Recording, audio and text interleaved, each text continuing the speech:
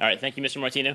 Good afternoon, Chair Wheeler, members of the board. Brian Meisner, our Emergency Management Coordinator. I'm also joined by Ms. Katie Kitzmiller, our Deputy Coordinator, and Ms. Amanda David, the Public Health Emergency Coordinator for the Prince William Health District. And I bumped a bit too far ahead. There we go. That's okay. All right, so at first, I just want to give a brief update of where we are at as a district with our testing and hospitalization data. Our testing efforts do continue. As of January 29th, which is the last date that the 7-day moving positivity was calculated, our rate is down to 13.5%, which is a continuing downward trend, which was expected after the spikes we talked about at last meeting from the holidays. The hospital capacity in Northern Virginia also remains steady. The trend has been well within the range of available capacity since April, when this data was being monitored closely. I will also note that this is the 100% capacity, and each hospital still has a plan on the shelf where if the situation would deteriorate, they have been asked by the state to plan to surge up to 120% of the capacity of their facility within their existing walls by moving different spaces and bringing other rooms and areas online for less acute patient care to free up the patient rooms for those who might be a little bit more ill. And then in the Commonwealth as well, the blue color at the very bottom is the percentage of patients that are hospitalized, beds occupied with COVID or COVID-like illness, and then the remaining capacity is the light blue at the top. So there's plenty of capacity both in the region and at the state level. So as Mr. Martino said, he's asked us to go into a little bit more detail with you today. Some of these slides I will go over quickly because the data speaks for itself on the slide, but I will pause on several of them to go in more detail and to make sure that a couple key points really come through. So first off, I want to start with a brief overview of what a point of dispensing is. In terms of the doctrine in this country for public health and how our health partners and emergency managers have planned for a point of dispensing over the last number of decades, there's really two types. The first is a closed pod, which is intended to be a specific population. Doctrine never anticipated over half of the population of a state being eligible for the type of distribution that you would have in a closed pod system. And you usually are expecting to see a set capacity per day with scheduled appointments going through those pods. On the opposite side would be an open pod, and that would be where it is open to the public and you typically don't need an appointment to come to it. There are three complicating factors with COVID-19 vaccine rollout in terms of trying to roll that out in a closed pod setting. The first is that the two vaccine candidates that currently have an emergency use authorization require a post-vaccination monitoring time of 15 or 30 minutes, depending on your age and risk, to make sure you don't have an adverse reaction. The second limiting factor, again, is that the CDC in Virginia have placed certain community members in a prioritized group because necessarily they have a higher risk of becoming ill if they contract the virus, so we are prioritizing them. The third thing is that this is a 2-dose vaccine for the two current vaccine candidates on emergency use authorization, and all of those records have to find their way into the Virginia Immunization Information System, which is why the closed pod model is currently being used, because we have to have that solid data of what you got for your first dose to make sure there's not a mismatch and you get the same second dose in the correct amount of time. So there are some limitations with the current system. We spoke briefly last meeting about some of these, and we'll go into more detail today. So the Virginia Department of Health at the state level required their health districts to use the Federal Vaccine Administration and Management System, or VAMS, developed by the CDC for this initial closed pod rollout.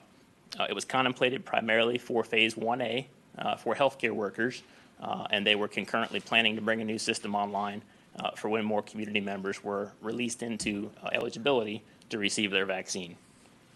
A couple of complicating factors are that the entire state was set up as one institution in the system, and the health districts were set up as employers, which means any health district that uploaded data was able to be seen by anyone else in the state, so everyone that got let in could see all the appointments throughout the state.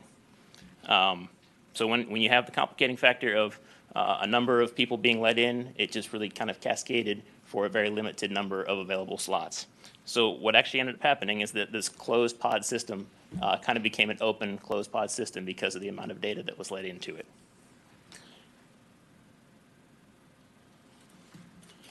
So working with the health district, we realized that something was amiss. On or around January 15th, in coordination with the health district, we determined that there was a shortage of second dose appointments. Some of our personnel in 1A, our EMS workers, were consistently reporting they couldn't find a second dose to book in the clinics. We then took a hard look at the system and realized that at the time, it did not differentiate between a first dose or a second dose. An appointment was an appointment. The current term today, as of overnight maintenance on January 30th, is free-for-all in the CDC system. The value is literally called free-for-all, and all existing clinics have defaulted to that value unless you create a new clinic from this point forward with the allocations I'll talk about in a moment. So the health district took immediate action and cut off appointments at Beacon Hall as of February 15th. If they did not take that action, this series of cascading events would have continued, and the vaccine that's allocated to them would have been allocated for clinics that were visible to anyone in the state. And so they took quick, decisive action to make sure that didn't continue. So there were a couple of additional pieces of information. The first that Dr. Ansher shared in her presentation on the 12th. The state was notified that the new system that they've been contemplating for broader use in the community, called PrepMod, was coming. They knew they would not have training until January 28th. And then on the 19th, which is the third point on the screen, they learned they would be in the second wave and they wouldn't have access till February 8th. So we're looking at almost a month period of time where we know we've got a problem with the system they were told they had to use, and the solution wasn't coming for a month. So on January 15th, they asked the county for help with a manual booking process, which I'll come to in the next slide, that we turned around in 4 days to get that manual booking process online and add some dedicated capacity. So on the next two slides here, I'm going to talk about the steps that we took, what we're calling kind of a VAMS recovery, to recover out of the situation that we found ourselves in. So on January 18th, the public-facing Unified Prince William Health District waitlist was ready for the general public. On January 19th, that dedicated scheduling team and manual offline booking process were ready. So again, it was turned around in 4 days. The priority for that process was to be second doses, those folks that we were alerted to of not being able to find their second dose appointment, and then to fill any remaining available capacity with someone who was looking for their first dose out of the current priority groups.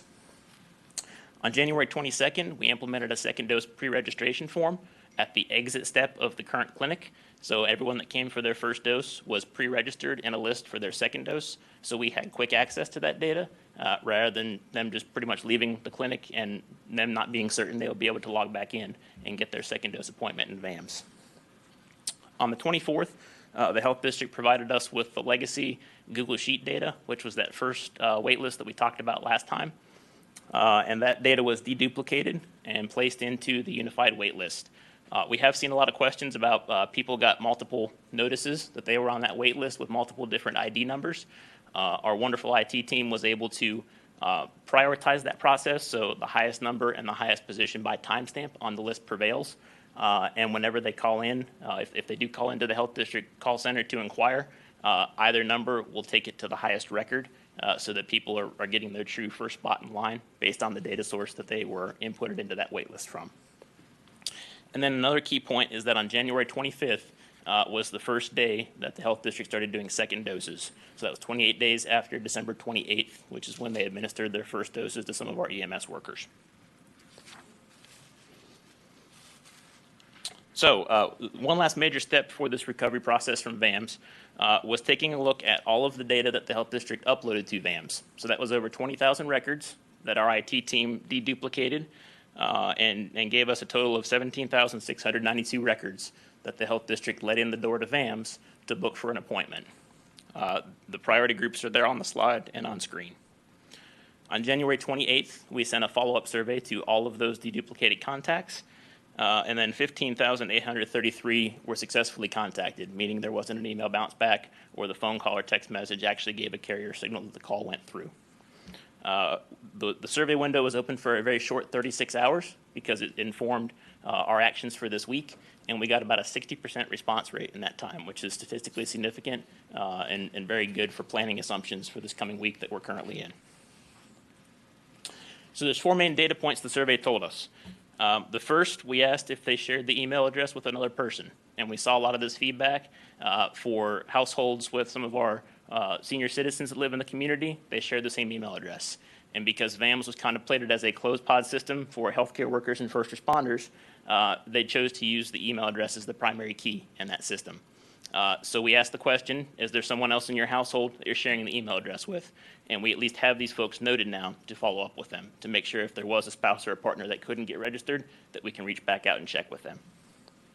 The second question, we asked if they booked their first dose or not. And that was straight down the middle, literally off by one number. So 50-50, half of them got a first dose booked. The other half are kind of stuck in this status of being let in the door, but they could never find an appointment to book. The third question was only asked to those who said yes, they could book their first dose. And again, about 50-50. Half of them could, half of them could not. I do want to point out the orange text, which is cut off here on this graphic.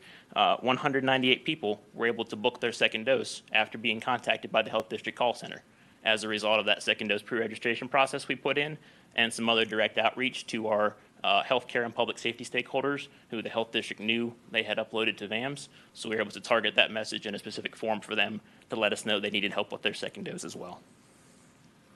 And then finally, we asked the fourth question, of the people that booked their second dose, how many of them booked it at the current Health District clinic, which is at Beacon Hall? So there are still some known issues that we are working through. Our team is working through this as we speak during this presentation. I mentioned already that we know at least 1,890 people from the general public share an email address, and they may have a spouse or partner that needs registered. So we're working through the process to reach out and notify them. Through this February 15th, everyone that was booked in one of those Beacon Hall slots was booked as that free-for-all dose. So Beacon Hall's already full. It's been full for several weeks. We can't go back in time and reallocate the portion of appointments that are supposed to be on first doses versus second doses. So it's a consideration as the Health District partners plan out vaccine allocation for the week to try to determine ahead of time how many folks arriving are coming for a first dose or a second dose at that clinic, since the data is not as robust as we would hope. As of this presentation, we are not booking second doses beyond this Saturday. And that's because we're in the final stages of planning clinic capacity for next week, and because we're focusing on the folks who are due or overdue this week. So we're taking this 1 week at a time. If you're due for your second dose, as long as you've been pre-registered or you've reached out and called the call center for help, we will get to you, but you should not expect to hear more than 7 days ahead of your next dose. There will be a delay in hearing because we've got to focus on the folks who are most recently due. And then the last quick note is that for the initial form that the Health District used, it did not ask for phone number, and that's because VAMS did not ask for a phone number. But because we've had to stand up this robust offline scheduling process, which is by phone, that is a limitation. We're looking at some ways to be able to reach out and touch those folks by email and then give them a link to submit a phone number. And then if they've had a valid email address, they have gotten a confirmation number with their waitlist ID. So if they call into the call center, those folks are trained to ask for their waitlist ID number, and that'll at least help expedite to the correct record, and everybody's looking at the same thing on the phone call. So for this week, how are appointments being booked? As I mentioned, GMU Beacon Hall has been full for weeks. That hasn't changed.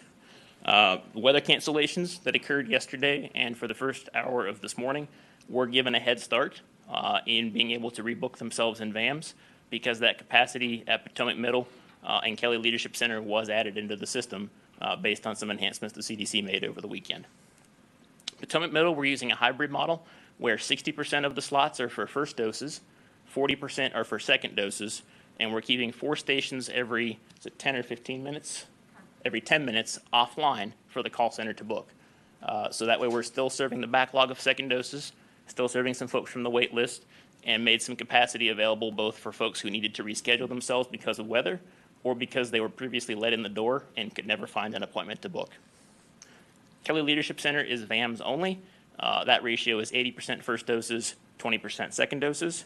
And then Veterans Park, which is our closed pod that's being run by Safeway, has been manual booking only, and they are working off the wait list at first doses only. They are not doing second doses based on their scheduling process, and we have enough capacity elsewhere in the Health District's clinic network to accommodate all those second doses.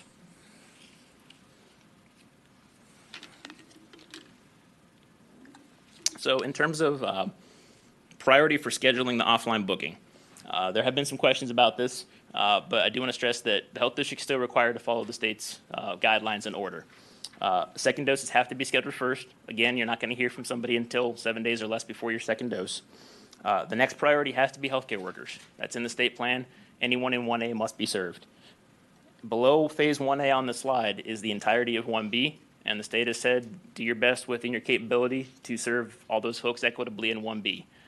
That is something the governor did in terms of letting all these folks into the same phase. And again, it's half the population right now that has to be served equitably and equally in phase 1B.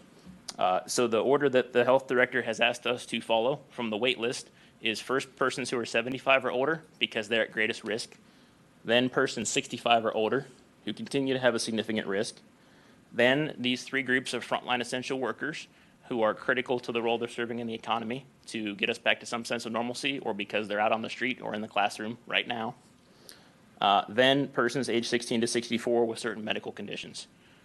And we are nowhere near 1C yet. That will still be months away. So we are still only at those three groups out of the first 9 groups in 1B who are currently being served on the waitlist process. So this chart is something new that we hope to be able to share weekly moving forward. There was a change in how the Commonwealth is allocating vaccine. This is the first full week where the health district had complete total control over where they wanted their allocation to go for any facility or provider in the district. So these are the doses and exactly how they were allocated for the week of February 1st. The footnote I want to call attention to here, the star next to Prince William Health District, this does not include the doses that are being used at Beacon Hall this week because they had already been received. So all 11,025 doses are either second dose bookings for folks who are due or overdue, or will be new first doses for folks who are either let in the door in VAMS and could not book one yet, or who are also being served off the wait list. So from these providers, there are a couple of notes. The health director and the health district have worked with several of our community partners to ensure there's some dedicated capacity for a portion of the priority groups. K through 12 teachers and staff who work for the Manassas Park, or Prince William school divisions are being taken care of by our partners at Novant UVA Health System, and the entirety of the health district's stock of Pfizer vaccine that's received each week is being targeted for that process. And that is a 3-week gap between your first and second dose. These school divisions of those 3 jurisdictions are coordinating directly with Novant on that, and the emergency managers from the 3 jurisdictions stand ready for any requests that the schools or Novant have to support that process, but they are extremely resourceful and have not had any requests to date. Our private K through 12 teachers and staff and certain 1A healthcare sector employees and certain disability access and functional needs caregivers are being accommodated by the GMU Mason and Partners Clinic, which is currently operating out of the Manassas Park Community Center. And then lastly, there are some private pharmacies and providers on there who are receiving doses. That is part of the Commonwealth's allocation strategy, and the health director has determined, based on the fact that it is part of the strategy, that there were several key providers who are serving exclusively 75 plus who should receive a small amount of allocation. So I want to touch briefly now on some of our ongoing planning and operational coordination. And we're really proud of this piece because, as you do know, we received an extra allocation of doses to help work on the second dose backlog situation this week. We found that out very late one evening and had a plan turned around the next day with the plans that we had on the shelf for both facilities and vaccinators to make that happen. So on January 27th, again at 9 p.m., the health district found out they were getting the extra 5,000 doses to address the second dose challenges we're experiencing. On the 28th, by the end of the day, we had worked with our partners in the county school division and the 3 jurisdictions to select 2 additional clinic sites. And because the county leaned forward on a nursing contract on the 25th, those nurses were actively being trained that day on the 28th to have 28 additional nurses ready as vaccinators for the coming weeks for capacity. And that is because many of our outstanding MRC volunteers have been school nurses. They continue to serve, but the schools do have standing plans to try to get kids back in school. So we're leaning forward in support of the health district to make sure there's enough capacity there for vaccinators. This week, the week of the 1st, our strategy is to try to fill as many of those appointments with VAMs as we can. We will cut that off 24 hours before and start doing manual booking to the extent we have capacity to do that this week, to chew through as many of those doses as possible and get folks booked this week. Next week, we hope to begin a soft open of a large clinic site on the west side of the county. and we will target some second dose appointments there as we soft open that site. Kelly Leadership Center will only be used this week. It will be in hot standby next week. And for the allocation that the health district receives, we will balance that across Potomac Middle School on the east end and the new large site on the west end that we hope to be able to announce here later this week. The week of the 15th, we will still be in that same pattern. We will be balancing between the east and west side of the county, and the health district does plan to conclude operations at Beacon Hall on the 15th in favor of the new larger site on the west end. The week of the 22nd, we'll be continuing to balance between the two facilities. However, we will still also have Kelly Leadership Center if we need to. And then by the week of the 1st of March, the plan is to have 2 total facilities with a total of 60 stations for vaccination every 10 minutes. And that will be much more capacity than what the health district is currently being allocated in terms of vaccine. So just 2 last quick known issues. Last time there were questions about the state wait list, the find out which phase you're eligible for. They have stopped collecting information on that and instead now just refer you back to your health district's website. And the information about how to join the health district wait list is prominently at the top of that site. And the governor did share last Wednesday that they were looking at some statewide centralization of the wait list and registration process. We don't know what that will bring, and we are expecting to hopefully hear more later this week. There's a quick snapshot of the phases the district is in. And then just to talk briefly about the wait list in the call center, we know there have been many questions. On the wait list, I want to highlight that the ID number that folks have received is their spot in is not their spot in line. It is a unique number like a social security number, for example. It's based on when the record entered the table. Your priority on that list is based on your priority group and the timestamp you entered the list. So yes, it is a sequential number based on as records were added to a sheet, but it's not going to be your spot in line because we have to adhere to the state's priority order and the timestamp at which your record was entered. As of last night at 5 p.m., there were 41,443 unique records. As of noon today, 1,402 of those records have been contacted by the health district call center. 898 were scheduled, and the balance of those 1,492 have statuses that were awaiting callback, bad record, or withdrawn. And then the call center, we continue to scale up, looking to have 20 plus folks helping with scheduling, and at least 10 folks per day taking some of the waitlist calls for those that don't have access to email or the internet. And finally, just to close, vaccines are still just one strategy to help us get back to normal. It's still important to make sure we're watching our distance, washing our hands, wearing a mask, and just please, we ask everybody to understand that the plans are in place. The vaccine is still a limitation, and it's going to take a while for half the Commonwealth to be served under Phase 1B. And with that, we'd be happy to answer any questions you have. Thank you very much, Mr. Meisner. Ms. Kitzmiller, thank you. And Amanda, I didn't catch your last name, but thank you for being here today. If we have any questions from the Health District, I know everybody's working overtime to do this. I see Supervisor Franklin. Sure, just very quickly, do we know yet, and I'm sure this is coming from the state, when I guess numbers 4 through 9 of the frontline workers will be eligible for vaccinations? It's being synced at the regional level and the region's not there. Yeah, so that is something that the regional health directors talk with each other on a weekly basis. And because of the amount of folks that still have not been served in those 3 groups, our understanding is the region's not ready to move past the 3rd group. I understand that. And then obviously I issued a directive a while back in terms of looking into creating our own health department. And I hope staff is taking that very seriously because a lot of what I saw in the presentation is us relying on being in the health district and relying on the state for our resources. So I hope that's something that we can come back with and really look into. Thank you. Madam Chair. Supervisor Vega, then Supervisor Brody. Thank you. Brian, thank you for this presentation. How many trained people do we currently have in the county to administer these shots? In terms of the contract that the county's assisted the health district with, I believe it was up to 30 vaccinators total. And then of the active medical reserve corps personnel that are assisting, about 100 personnel with varying availability. Some are retired helping full time, some are doing nights or weekends as they're able. Okay. And then how many do you think we would need in order to be able to provide? So, I mean, if we look at the March 1st projection of where we're trying to get to with facilities, that would be 60 stations every 10 minutes. So just based on the number of days a week, we would look to try to hopefully have that capacity pre-identified. We'll keep working with the health district for confirming that number for all these facility plans we have. I'm sorry, you said 60 Process. stations every, 60 stations every 10 minutes is the plan by March 1st in terms of the facility space. But to your question, there needs to be a vaccinator at that station, and there has to be a vaccine dose available to administer if there's a vaccinator there. okay. And then do you know how many vaccines are still left in freezers statewide? I No. don't have the data statewide. That'd be something Richmond would have to answer. Okay. And then in terms of the new locations that are opening this week here in the county, do you think that we're going to be able to get to where we need to be by adding additional sites? So the sites that are being added this week were on our standby list in coordinating with our school officials.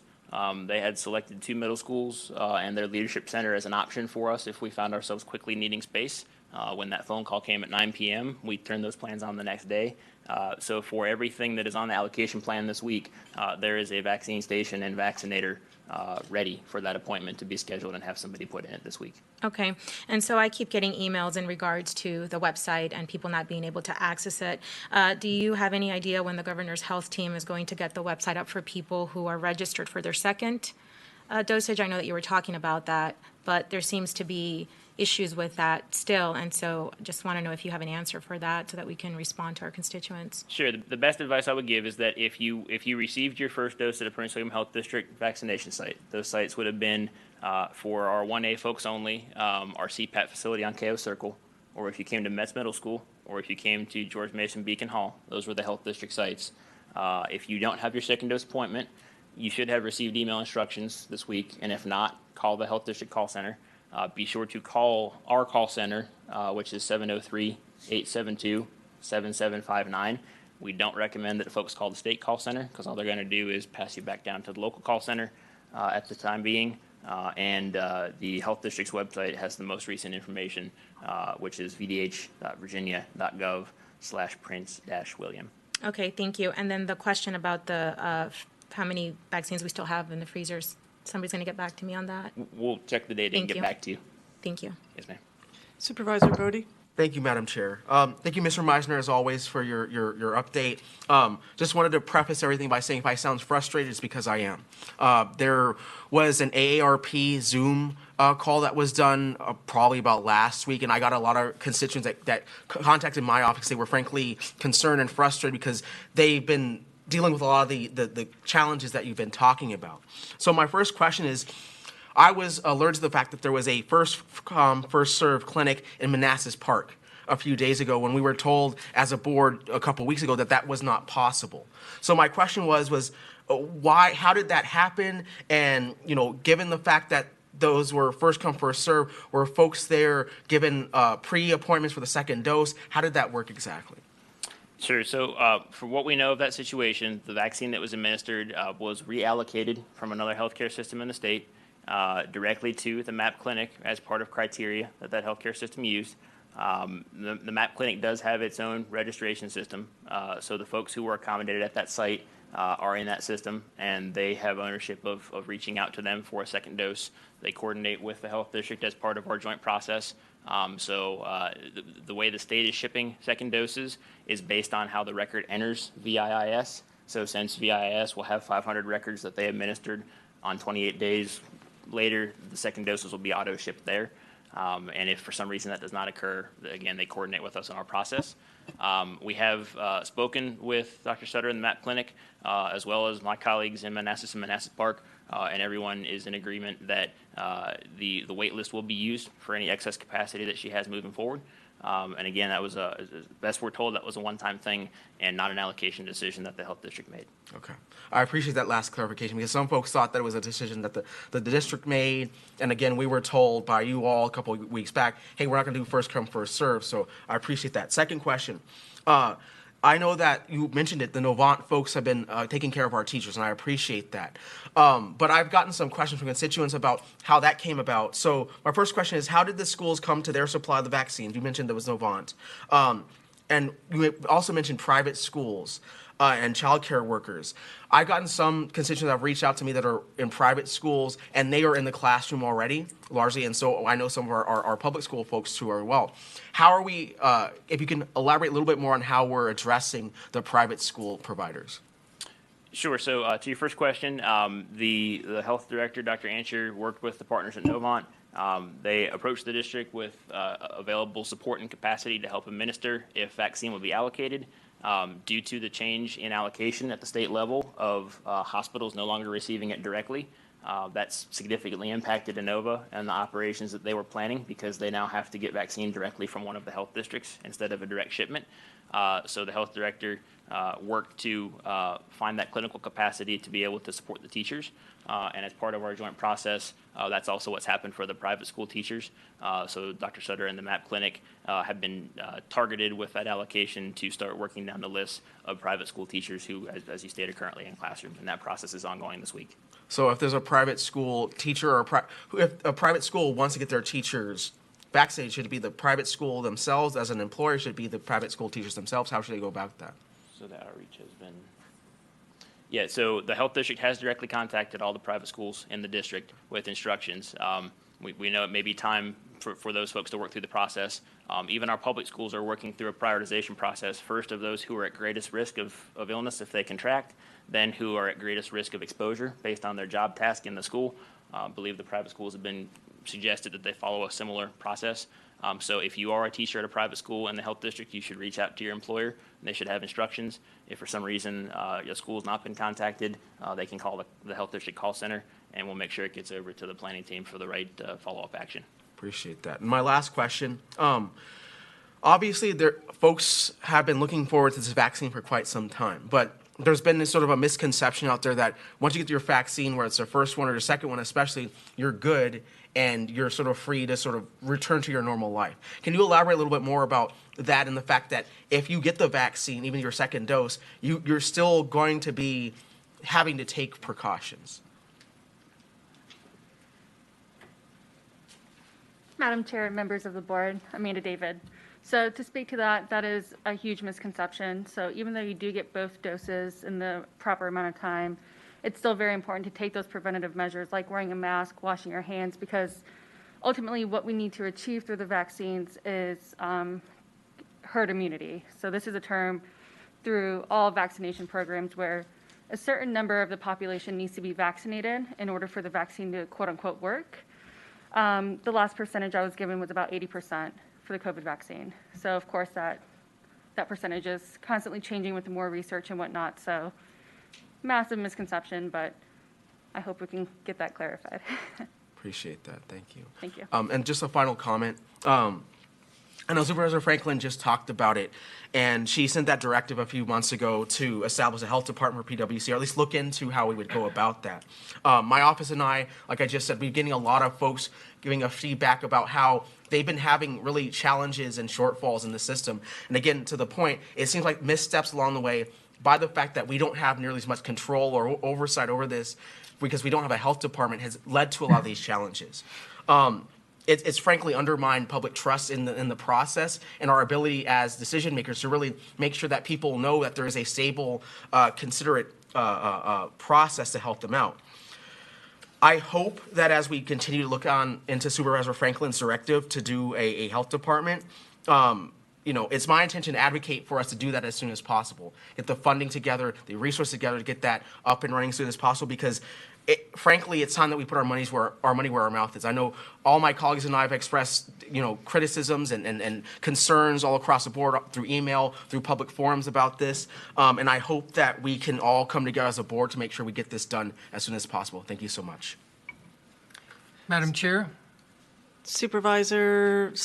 Martino, and then Supervisor Bailey. That's a very important issue that both Mr. Bodie and Ms. Franklin have raised about the directive, and we're very well aware of that. It's on our project list, and it's going to take quite a bit of work to get there, and by that I mean probably about this time next year, because all our efforts obviously are focused on the existing pandemic.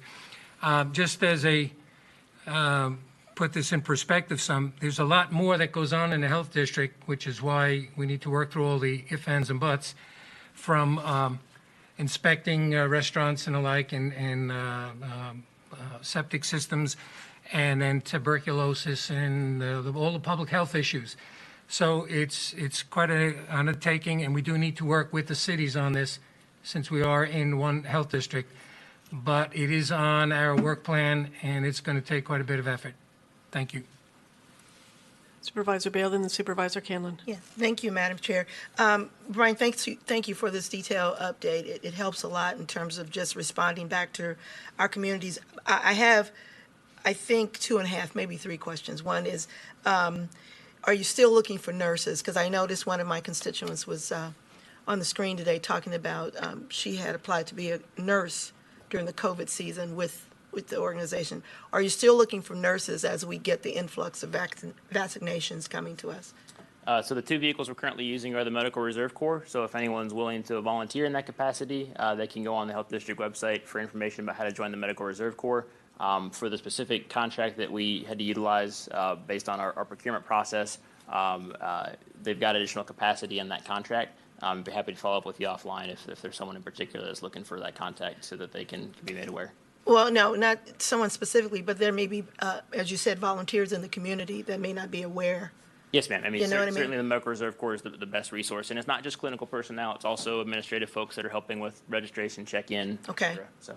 Yeah, and that's why I asked, because, as we get the influx, we want to make sure that we can administer it as fast as possible. So the other thing that I wanted to ask is, with the locations that's been chosen already and what you're looking at, are you looking to, and I'm thinking more of my seasoned citizenry in my community, are you looking to have more on the south quarter going in that direction in terms of the administration of the vaccination? Sure. So the facilities we're looking at are part of the overall process of what's the best fit and what's available based on the space, recognizing that we're still in a closed pod situation. Once we're to the point with more capacity and we can have a couple very significant sites that are, hundreds of more doses a day, that will free up some capacity, hopefully, to do some smaller targeted clinics, but we're still months away from that. If there are folks who are having challenges with transportation getting to their appointment, that is the one advantage of the closed pod system that we're in right now is it does have to be a scheduled appointment. So if someone has a transportation need, that is something we're actively planning through. For the time being, you can call the call center and let them know you've got an appointment and don't have a way to get there, and we'll flag that, and then we'll keep working through that process to make sure more information is available. Okay, so that is a possibility going forward. To be able to do some smaller clinics in communities where Vulnerable, because we have vulnerable this. communities, folks folks that have transportation challenges. That's something that has been on the table from day one from a planning perspective. But because of the logistics, I mean, every site that's opened, you have to have a site manager. You've got to have folks there post-vaccination watching for a reaction. So it's not an unmanageable challenge, but for where the supply is currently at, the health district has asked for the support of trying to focus on the 2 large sites to keep the process manageable with the supply that exists. So I understand perfectly. The request would be in terms of, just transportation, be a little more sensitive to that, because everyone just may not have transportation or the accessibility to go in on a computer when you're talking about vulnerable populations. So I just want to share Yes, that ma'am. with you. We'll keep working on it. We'll give you an update. Thank you. Supervisor Canlon. Mr. Meisner, I also share some of the concerns many of the concerns of my colleagues up here, specifically of Supervisor Bodie. I do want to underscore the importance of us being transparent as a Board of County Supervisors, as a county, and as a health district. There's going to be a lot of challenges. There are a lot of challenges with doing this. And it's important that we are as transparent as we can be, and I appreciate the additional information that's in here, and I think there's a lot more information that gives folks insight into those challenges. Credibility, I believe, is established with this board and with the health district and what we're trying to do by showing everyone our successes and also where we're struggling. It doesn't do, in my opinion, doesn't do anyone any good to sugarcoat anything to try to put a positive spin. I've been on the board for a while, and I've seen where putting a positive spin on things does not work well. People are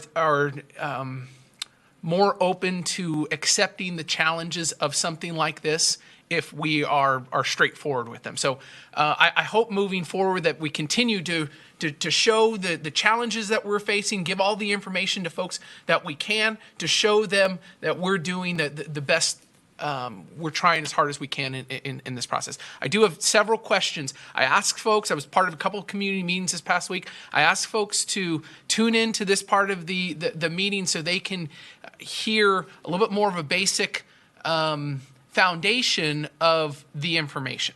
So as you outlined, at least up until recently, the allocations of the vaccine are done by the state. They're given the vaccines, they decide how many vaccines go to different health districts, and they also decide how many go to these private organizations who are also distributing the vaccine. Is that correct?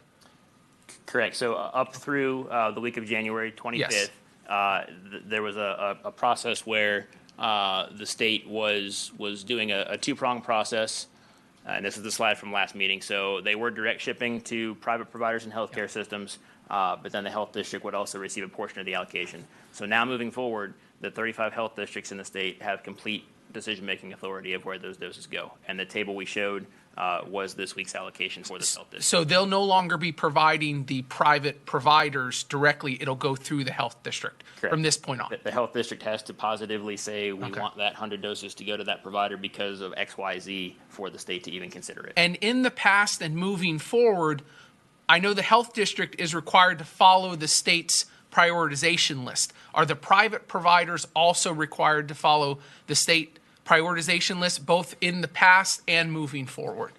Yes, so that's been the expectation, is our understanding in the past. And then as part of the conversation the health director has with them about the allocation, she specifically made known that the current target is to be those who are 75 or older because they have an established relationship with that provider. Okay, so has everyone in the 1A been vaccinated or has been, who has signed up has been vaccinated? There are still a handful of folks on the wait list who are in the callback or bad record status, and folks are joined to the wait list every day. So we will continue serving 1A for some time in all likelihood, but in smaller volumes. Many of the manually booked appointments over the last 10 days or so of effort from us standing up this manual process have been only second doses and 1A. So a 1A will be prioritized when they register in front of any 1B folks? After a second dose, yes. After a second we go through the if the due date is overdue or today, they do nothing else until they call through all those second doses and get them booked. And then once the second dose queue is cleared out, we're not going past 7 days, they go down to 1A.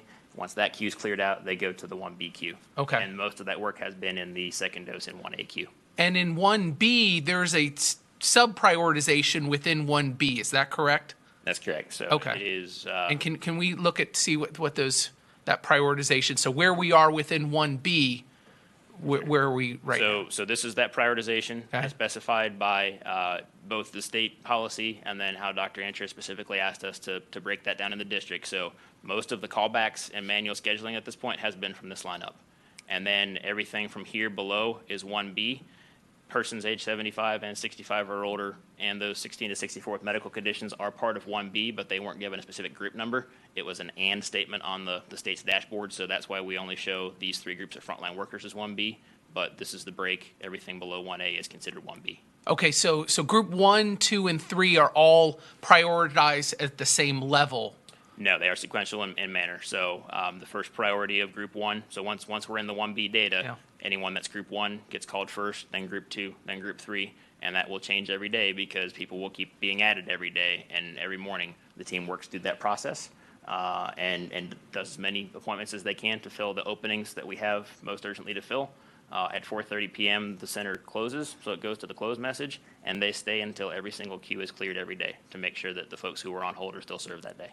Okay, so if you're in group 3, if somebody in group 1 registers, you're not prioritized above that group 1. Say if you register at the same time, the group 1 folks will be prioritized higher. By the timestamp. So it's by this priority order, and then the timestamp of the record is how the sort filter works. So with the group 3, we have, and Supervisor Bodie brought this up, that the school district was able to obtain additional vaccines. I guess help us understand, that was a decision by the state to provide additional vaccines to Novant to help vaccinate the educators.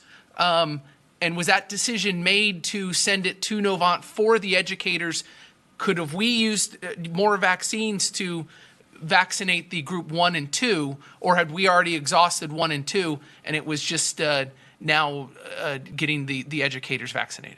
So the majority of the folks that are left in the wait list, we think, are caught up in this process where they were let in the door in VAMS and could never book an appointment. And that's the process that we're in the middle of with the team right now, is verifying, when we've sent their notifications out, we've sent our notifications saying, action required, please log in, try to schedule your appointment. After you've tried, select the option of, yes, I was able to, no, I haven't been able to. So every day we're slowly whittling down that wait list of those categories, because they've already been let into a system where they can book. They just could never find an appointment. So it is our belief that most of the folks are in that situation. We do still have some who added themselves to the wait list who may not have been picked up in that initial process of upload to VAMS, and they will be served in the priority orders on the slide. Okay, just thank you for that. Just a couple more questions here. Are there any lessons they had? The school district had over there at Unity Reed High School had a big kind of mass distribution there. Were there any lessons learned that we could use moving forward? Because it seemed like a pretty successful event. Were there anything that we could implement as a health district to help us moving forward from that experiment of getting that many people in one location over Saturday and Sunday? Sure. So I'll just offer some first thoughts and see if Ms. David wants to add. We've had a great relationship with our school leadership. They've worked with us to prioritize some of the facilities that could be available. I think they took a look at some of what the health district was doing in terms of layout, and I know that some of the health district team saw the layout as well. So to the extent that there are lessons learned that we haven't already shared and can continue doing, we'll absolutely do that. So. Well, I agree, and I'm glad to hear that, because you've got these large school facilities where you've got natural queuing. I saw this in several years ago with the voting in 2000, the last presidential election, the one before, where we had hundreds of people in line, and we were able to move them into the hallways. There's lots and lots of hallways in these big schools. They didn't have to wait outside. And so these large high schools and middle schools are actually very good locations where you can have people and have a bunch of space and be able to do that. How many vaccines so far have been given by the health district? Andy, do you want to answer that?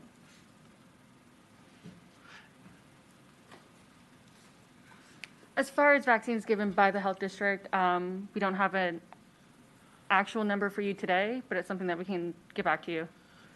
Yeah, if there's no objection, I'd like to request that now for each one of our board meetings, that we get an update on exactly how many vaccines have been distributed by the health district.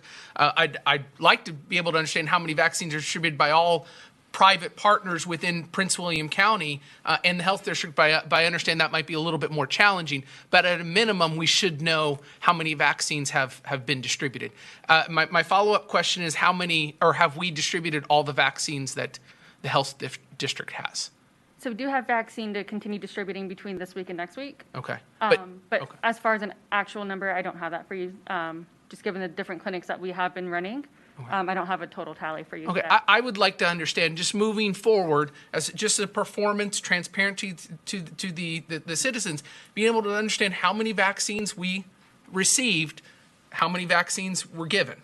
I mean, if we're starting to see, I don't think it's going to be the case, but if we start to see a backup there, then we can take some action. And just the last question that I had here, I had so many different questions written out. You talked about I had the note written right here. Vaccines versus allocations versus given. That was it. I wanted to understand, you talked on one of the slides about allocations, vaccine allocations, and I just wanted a definition. Is allocation in this respect how many vaccines have been received or how many vaccines have been given? So for this specific slide for the week of 2-1, this is the allocation decision that the health district has communicated to VDH headquarters about how the doses are to be shipped. How they will be shipped. Okay. And the challenge is that, again, prior to last week, the state was sending directly to certain providers, and that VIIS system is the key place where the administered dose goes. The state's dashboard right now is state-level data. The governor stated it's going to get down to district level data, but up until this week, when those allocation decisions on the screen were made, the health district didn't have complete control, and therefore they don't have that complete tally of some of the private providers and hospitals from the early days because it was coming straight from Richmond to them. So at least from this point forward, this is the table format you can expect to see. We're also working on some dashboards for waitlist data and for call center level of service as well, just to try to give as much transparency as we can in support of the health district. Okay, and just a final thought. I know I share this with all of my colleagues. On the way here, I got a very upset call from somebody who's in their late 70s. His wife's in their late 70s. She's got pre-existing conditions. They signed up a few weeks ago, according to what he said a few weeks ago, for whatever that means, a few weeks ago. What can I tell them? When do they expect to be given a call? They call almost every day, the call center, which I'm sure is probably not helping the load getting people signed up, but they're calling every day wondering when they're going to be able to schedule their vaccine. So what do I tell them in that situation? Sure. So the two tips and the one request I'd have for the public, if they do not have a confirmation email that gives them a waitlist ID number, they should call in and ask for the staff to help manually confirm whether or not they're on the wait list. If they are, to make sure they have that ID number. Because of that prioritization process we talked through, it will be a little bit of a moving target as some of the Group 1A and some of the 1B folks are working through the process. So it's not quantitatively possible. We'd have to close the wait list to then rank everything and say where you are by percentage in the wait list, because the wait list has to stay open and it's open to everyone that's already being served. It will continue to slide a little bit. The one request I would have for the public is some of the challenges we're having with the level of service in the call center is there are a significant number of abandoned calls where folks are hanging up and then calling back in. So say somebody only wanted to stay on hold for 5 minutes, but the wait was 12 minutes, they hang up and then call back. That's causing some challenges that we're working through. We're actively exploring a callback option where you can press a key and then once it's your turn, it'll dial you back. But I would just ask folks, we are working on it to support the health district. Please stay on hold. We're trying to make that experience better. And people do stay and work until the entire queue reads 0 for every queue every day. So no call is being left to sit overnight. Madam Chair. Supervisor Lawson had her light, then Supervisor Franklin. Thanks. Thank Madam you. Chair, Supervisor can I Bailey. get in there too somewhere? Okay, how about Supervisor Lawson and then Supervisor Angry? Okay? Thank you, ma'am. Thank you. So, Brian Meisner, thank you for being here again. We're frustrated, as you can tell. You're probably frustrated yourself. So, just to be clear, my frustration is not directed at you or your team. Ms. David, do you mind giving us an estimate for Supervisor Canlin's question to you about the number of vaccinations? Can you give us a ballpark? As far as a ballpark, I can get that information for you later today. Because we have been hosting different clinics throughout the county. I don't have that information off the top of my head. How about as of like yesterday or over the weekend? I haven't done a total tally. Okay, so we're not getting any type of number from you right now. I don't have a good estimate Okay. for you right now. All right, that's fair. Thank you. We do look forward to that. Part of the frustration is that we can't seem to get definitive answers. And that's not just the frustration at the board level, it's frustration from the public too. Like Supervisor Bodie mentioned earlier, I didn't know about that Manassas Park first come, first served clinic until I happened to read it Saturday, I think it was.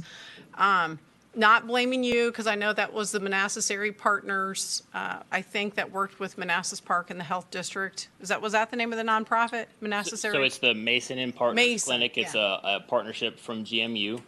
They Right. provide great service. They help the Yorkshire section a lot. Yep. And that allocation was from another healthcare provider in the state Yeah. that was told by the state they had too much and they needed Yep. to reallocate. Yep. And the health district did not make that allocation decision. Yeah, and so part of the frustration, no doubt, that you have is that, the goalpost keeps moving on you as well. But I do recall when you were here on January 19th, I asked, I've read that Virginia is, ranking poorly in the country on the vaccination rollout. And, you didn't want to weigh in on that, and I get that. But here we are a couple weeks later, and we still are. But not only that, folks, we're dead last. Virginia is 50th in the country on the vaccination rollout. Not because of Mr. Meisner. I blame our governor, Governor Ralph Northam, who, for the record, is a pediatric neurosurgeon. How embarrassing that we have the one doctor that I don't think any other governor has a doctor at the helm, and our governor can't get anything right regarding this vaccination rollout. So I'm frustrated, as you can tell. Our constituents are frustrated, especially those that are the most vulnerable. Our teachers are frustrated. It seems to me like everybody that I talk to, I have personal friends around the state. Some of them are teachers. They've been vaccinated before Prince William County teachers. So I'm scratching my head at how we're getting this wrong across the board. But what I would like to do right now is talk about a letter of endorsement of Senate Bill 1445, just to raise this with my colleagues. So we had two state senators that one is an OBGYN and one is a geriatric nurse practitioner, and they co-sponsored a bill to alleviate some of these restrictions that folks who are from the medical industry, like Supervisor Bailey mentioned, she knows a nurse that wants to help. So it's my understanding that this is a bill that kind of loosens up a lot of those restrictions, because as Amanda said, we only have 30 folks in the county that can vaccinate, right? You have 30. Well, you have medical reserve corps that are helping, but right now you technically only have 30 people that are qualified to give the shots. So there are 100 people approximately in the Medical Reserve Corps that have been assisting since day one of the pandemic, first with testing, then with the call center over the summer once we contracted out some of the testing, and then increasingly, some of our first responders that got their first dose was from a Medical Reserve Corps volunteer. So that's the current pool in the health district. The county has contracted and added 30 registered nurses to the pool of folks that are available. That's just the efforts in terms of the health district allocation. So the specific number of 5,000 plus Beacon, that's a pool of about 130 vaccinators for those appointments. Okay, so we have about 130 people qualified to actually administer the shot. Just for the health district run clinics, but every other provider type on here, the healthcare providers in the hospitals, the pharmacists are also all qualified. So but Brian, this is the catch though. Sorry to interrupt you, but this is what's important. Right now granted, we all know that this could change tomorrow, but right now the doses are going to the health districts. They're not going anymore. 2 weeks ago, they were going to Inova. They were going to presumably Novant, Centera. But now they're going to the health districts, correct? Yes, ma'am. Okay, so all the more reason why we have to do what we can to enable the health districts to identify more people that can administer, especially when other, vaccines roll out. Isn't it Johnson & Johnson that is close to having one come to the market? There's several that are close. Yeah, so anyway, I think that we need to be prepared for the onslaught of a lot more supply, assuming that the pharmaceutical market can provide those. So anyway, back to my point on this bill, and I understand if the board doesn't want to endorse it without studying it. We're going to be here probably till late tonight, so maybe we can ask staff to look at it, but it passed unanimously in the Senate. So it's Senate Bill 1445. It's my understanding that all the senators of both parties ran to want to get their name as a patron on the bill. I'm assuming it's on its way to the House. Have they had crossover? I'm looking at Brian. I wouldn't expect you to know this. Have they had crossover? Ms. Lawson, crossover is on the 5th, but I've quickly got a message. That bill has passed both the House and the Senate. Perfect. Then Sounds like it's doing fine without us, so we're good. Thank you. Anyway, I just that is great news. I just want to reiterate the frustration that we all have in this room is real. And I blame it on Governor Ralph Northam more than anybody else. It's an embarrassment that as a pediatric neurosurgeon, he couldn't do a better job leading people on this. Before we go on to Mr. Angry or Supervisor Angry, Mr. Meisner, I thought I read this morning that we had catapulted from 50th to 14th Is that a better, different, newer piece of information perhaps, or where is that coming from? I have seen various reporting. I would need to go back and look at the exact sites. My understanding is that all the reporting is based off of the one specific CDC list of progress. That varies from day to day. I believe one of the challenges the state cited was that some of the private providers in the old process had a significant delay in actually reporting to the Virginia Immunization Information System, which is what they use for their metrics, and they did hire 10 full-time data folks to help with that backlog.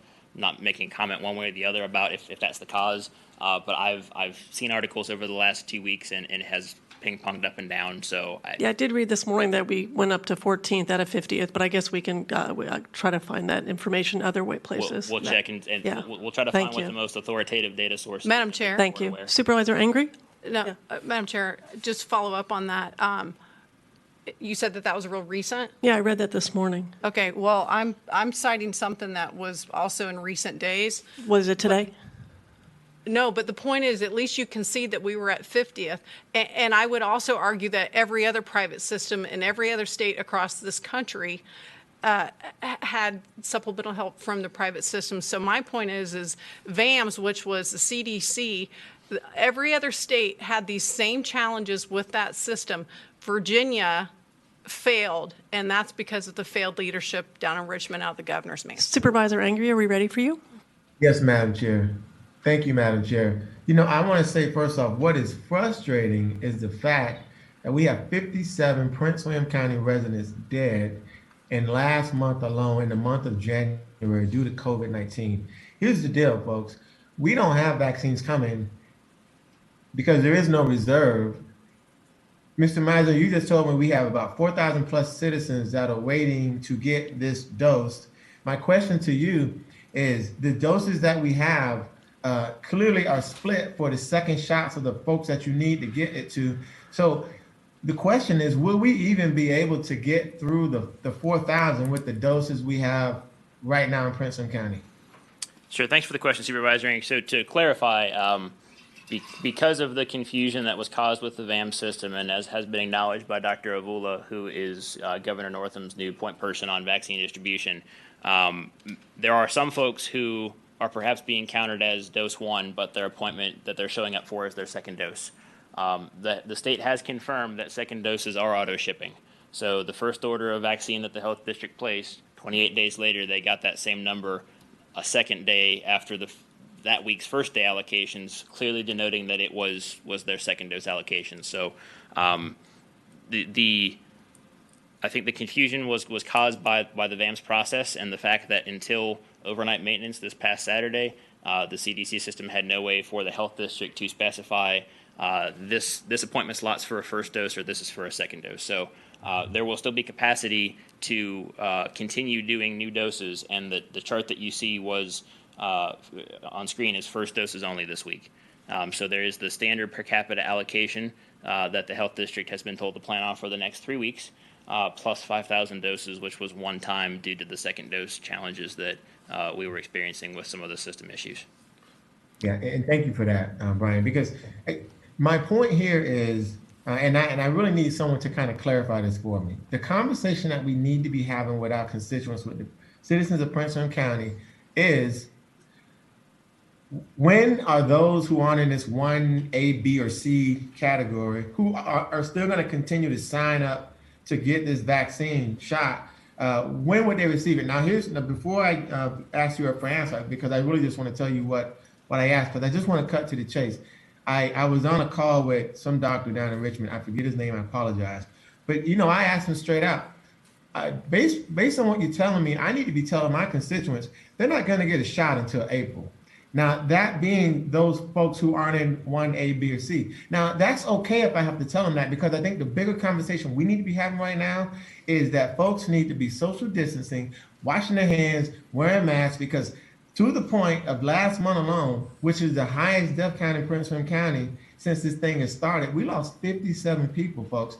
Now, I don't know what February is going to look like. There's only 28 days in February. So until we start getting serious about the fact that we really need to hold what we got, like I always say, and don't let the boat continue to take on water, people are acting as if this vaccine thing is happening right now, and we know it's not. You know, and I don't have time to really throw anybody under the bus about who did what and why they didn't do it. The reality is we need to be saving lives, people, and holding in place until we can figure out where this vaccine is coming from and how we're going to do it. Because whatever we have left in Prince William County is not going to take care of all of Prince William County. We clearly know that. So I think we need to be having a real discussion about how do we keep folks safe until we can get this, vaccine distributed, correctly throughout the nation. Thanks, Madam Chair. Thank you, Supervisor Engri. Supervisor Franklin, then Supervisor, I believe, Bailey, have you had a first chance already? I'm trying to get people to get their first chance. Supervisor Franklin. Sure, I just want to say, I think the chair asked for that data that Supervisor Canlin is requesting at the last meeting in terms of how many vaccines we've received. So if we can actually get that information, and if you all are having problems with that, again, we know people in the state that we can figure that out. But I would imagine that we know how many vaccines we're getting. So we will work to get you the number again. The challenge is that because the allocation strategy changed 2 weeks ago, some of it was going direct to providers, and so the health district does not know how many doses those providers got, and that provider's responsibility to the state is to load that record in VIIS, and the state controls that data. The best thing would be for the state to expand that dashboard out to the district level as quickly as they can. Unfortunately, right now, that data is state level only. So what we can do, Brian, is we do know, we can get how many the health district received directly. Correct. So for the health And it won't be district all of what came into the county, but we'll start with that, and then we do know these are the numbers that we did in fact receive for this week. Yes, sir. And we'll keep working on that for sure. Madam Chair.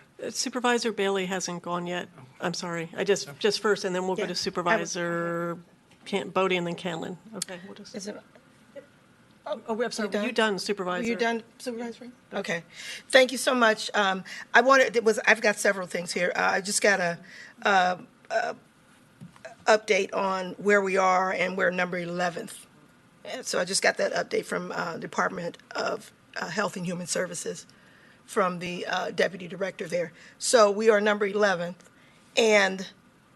But the question that I have, I'm going to go back to what my colleague Supervisor Engri just said. I know, Brian, you were asking you these questions, you don't have all the answers, but we've got to be very specific. And when we remember this from when COVID first hit, and we were trying to get that kind of information, detailed information. So let's have lessons learned in that respect. Because what I would like to know is the timeline. I know the information that you've given us, but the timeline in terms of where we're going in terms of setting up additional sites, I think that's crucial. That's crucial. And to make sure that we understand, as Supervisor Canlin has said, when we're talking to those seasoned citizens in our community, they won't panic because they're not getting what we've told them in advance about the different phases.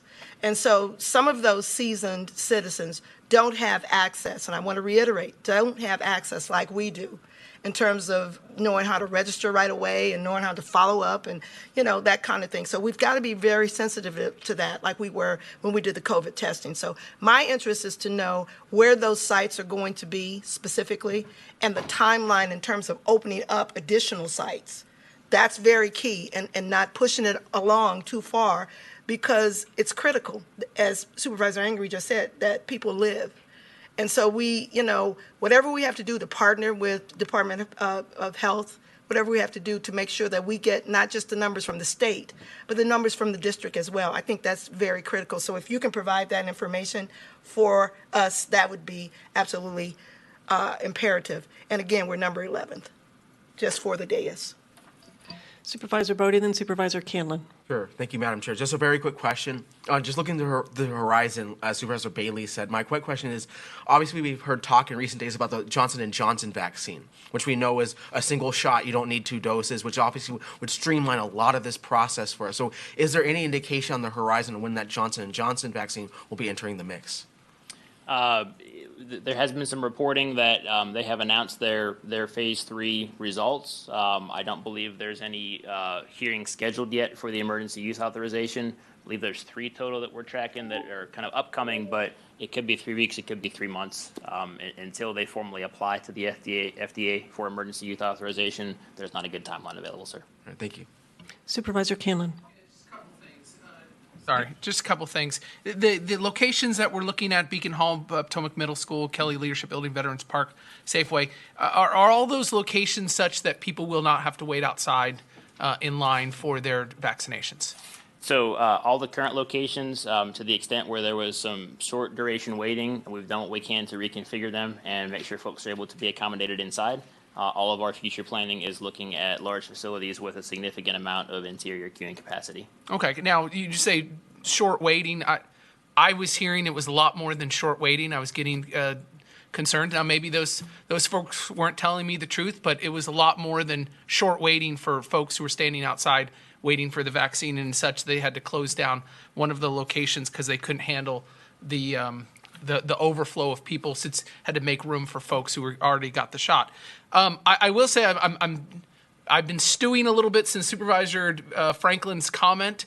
I'm going to take Supervisor Franklin's word for it that the chair asked for those numbers last meeting. If the chair asked for those numbers last meeting and these numbers have not been provided, 2 strikes and people are out. We're not asking information for our, well, I was going to say we're not asking for our health, but we are. We're literally asking for our health. The idea that we don't know what we've done so far, and I know you kind of parsed it. I was just asking for the health district. That we don't know how much we've done so far is unacceptable. Is unacceptable, and that. I really do hope, I as much as I can demand that moving forward, that is part of the presentation that we have, that we understand how many vaccines we received and how many vaccines that we've given. If we can't understand what we've done in the past, I'm very concerned about what we're able to do in the future. Thank you. Madam Chair. Supervisor Bailey. Yeah, just quickly, I just wanted to also ask Brian. I know that the governor in his address last week, he was talking about how we're going to get more doses, but he mentioned about the expiration of doses and being protective of that. So do you have any information in terms of the doses and where we are in terms of expired doses, or even are we even in that realm of that happening? Give us an update on that, please. So just to briefly comment, and I'll ask Ms. David to add, when the vaccines are stored and transported at their manufacturer state, which is either frozen or ultra cold frozen, the viability is months, I believe. Once they are thawed down, it varies based on which candidate, and there's very tight control processes in place. So I don't think we're close to the, so if, let's just say there's 100 doses that are still in deep frozen state, there's still likely months that those have to go, and then there's a further window once they're thawed down for the usable state to be used. So we've not heard any of those concerns anywhere in the state that I'm aware of. Okay, thank you. So I'll finish up with, I think there is, it's a continually changing. I mean, from week to next, we get more vaccines, and we've seen that they're trying to stabilize a number, and we're getting sort of our cadence, I guess you would say. But I also think that from the federal government, we will see more vaccine over the months. It will balloon, is my guess. And so I'm hopeful. Just a quick question. If and when we do start to get more vaccines than what the state is currently getting, do we have plans in place to sort of ramp up to some of those places already sort of set? Yes, ma'am. So essentially what we're doing as a team, working with the health district, with our jurisdictional partners, is planning for 50% more capacity than we need. Okay. And that's this incremental process. So because we had that planning process in place, when we got a 9 p.m. phone call that 5,000 doses were on the way, the capacity was ready for it by the next Monday. Great. And we keep working that incremental cadence all the way through March 1st. I will tell you we're in the early stages of also planning for extremely large sites for some of the single-dose vaccine candidates, closely with our state emergency management and state health partners. So it's a continuous process. We understand folks are frustrated and they'd like their dose. We hear you. Fatigue is setting in. Still wear your mask, watch your distance, wash your hands. I'd love nothing more than just go to a baseball game with some friends, but it's still going to be a while.